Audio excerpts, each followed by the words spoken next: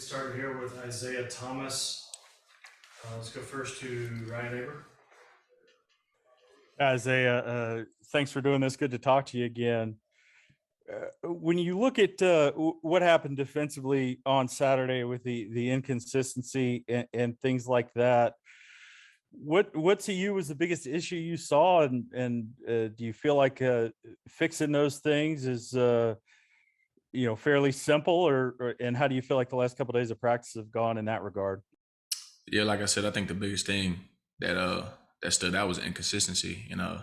How started off shaky, then ramped up quickly, and showed what we're capable of. And at the end, didn't finish the way we wanted to. And I say that just comes from effort. Not from us not knowing what we're capable. I mean, not from us not knowing what our jobs are, but just simply effort, including myself. I play a role in that as well, and I got to do a better job in that. And this week, that's been heavily emphasized. So, and one thing I can say is you don't want to be at your peak at week one in the season. So, I'm glad that, we got this out the way. We can just look to improve on that. Appreciate it, Isaiah. Have a good one. Thank you. Opera's Dylan. Isaiah, when you have that roller coaster go up and down, when you go back down, how hard is it to ramp up that intensity again and have that fire?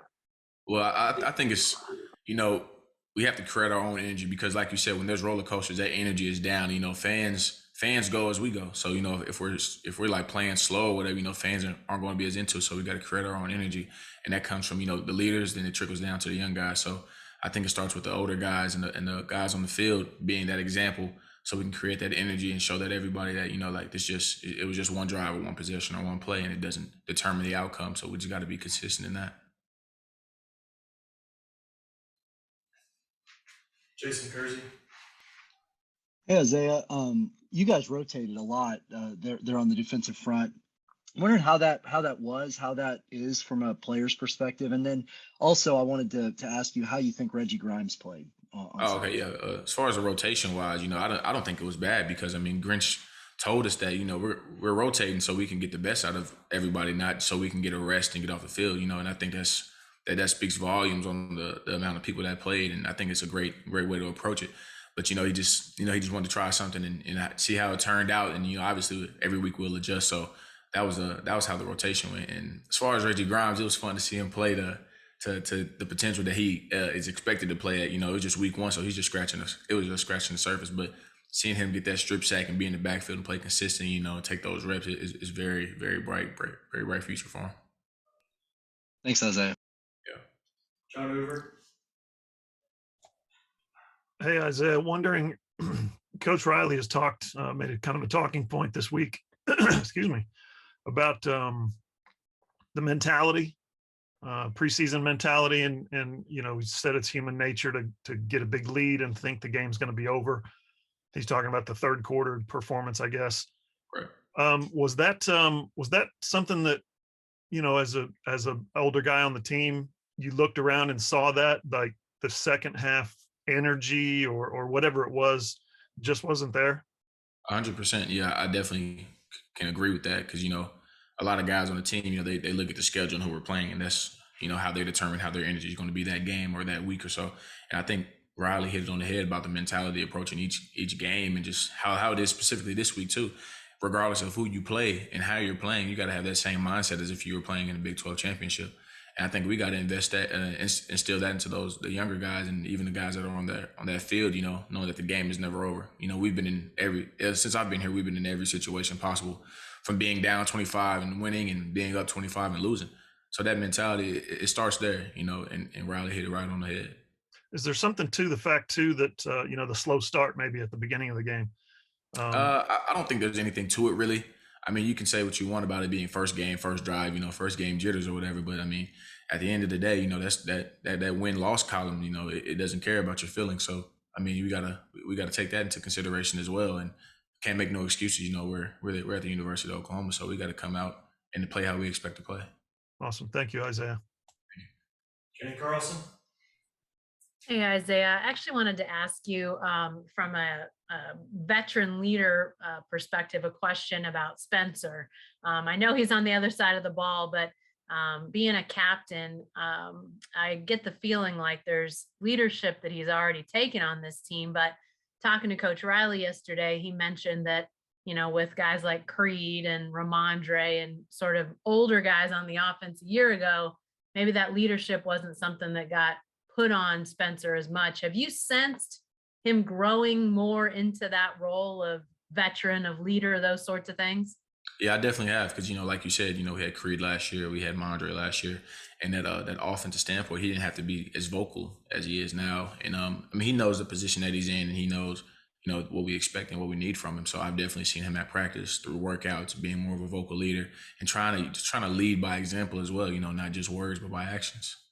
Is that, I mean, because he is that quarterback spot, is that kind of a delicate balance? I mean, you can get almost too high, or I don't know. I mean, like, do you sense you've played with different quarterbacks obviously during your career there? Can that be kind of a tricky spot when you're in that specific position? Right. Yeah, I think it can be a tricky spot. And I think, people put a lot of pressure on him just because, of the history of quarterbacks we have from Baker to Jalen to Kyler and even before them. And I think, Spencer Rattler being under Coach Riley, they expect, him to be those guys as well. And I mean, we tell him all the time, be Spencer, you just be Spencer. And I mean, that's a lot of weight that he has to carry and a lot of weight that, the outside noise puts on him. But I mean, he's fine. He has tunnel vision when it comes to that, within this locker room and the facility. So, I mean, it's pressure that he has, but pressure that he can handle. Thanks, Isaiah. Thank you. Lee Benson. Hey, Jose, I wanted to ask you about something you said a little bit ago, just about the team's energy, especially coming out of the locker room. You mentioned that, some of the guys maybe look at the schedule and see you guys play, and then maybe that determines the energy level for that week.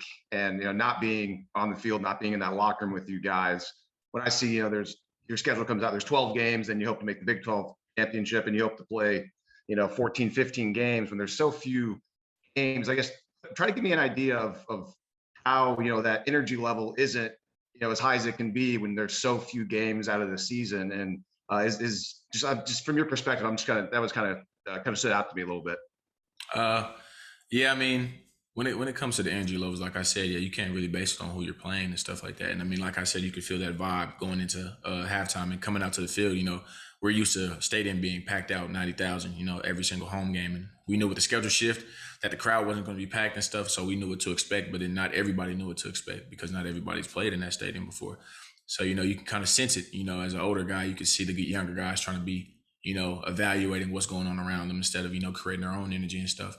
Than opposed to if we play, Bedlam here and it's 90,000 and it's close game, everyone's riled up, ready to go despite what the outcome may be. So yeah, it's just something we got to harp on and emphasize and show them how important it is because the little details can end up being the big things and stuff like that. So, I mean, I take ownership in that as well with trying to lead them and show them the way as well.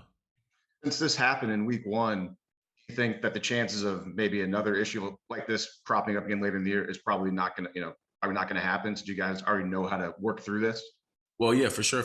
We can control what we can control, but in between those white lines, we can only control what we control. Like when it comes to adversity, we're gonna face it. We just gotta handle it. But when it comes to energy, I think that's one thing we can definitely control on how we create energy for ourselves and despite what the crowd may feel or what's going on that field. So that's one thing that we can definitely control.